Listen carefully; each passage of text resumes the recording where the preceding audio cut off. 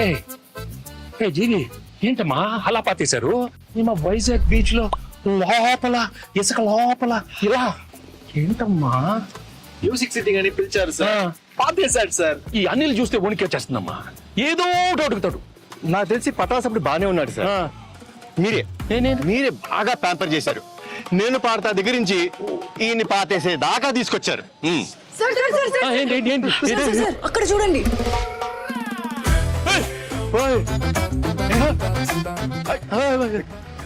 అనిల్ ఏంటి అనిల్ ఈ కత్తి? కత్తి లాంటి ప్రమోషన్ చేస్తున్నానని ఫ్యాన్స్ నా చేతిలో కత్తి పెట్టి ఈ తలపాగా పెట్టి కాన్సెప్ట్ కింగ్ అని ఒక బిరుదు ఇచ్చారు సార్.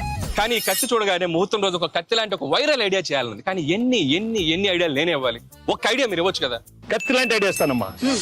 అప్పుడు కత్తి మీ చేతిలో ఉండాలి sir. Can I know that idea sir? I want to, I am very curious. All the best. Come on ideas. Yes, come on. Yeah, nice idea.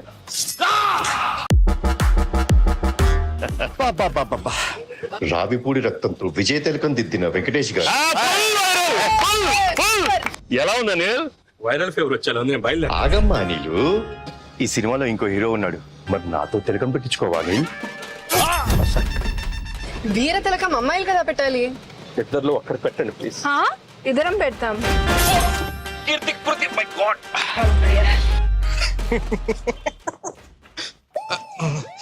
బాగా ఎంజాయ్ చేస్తున్నట్టున్నా. జీవి గారు బ్రేక్ఫాస్ట్.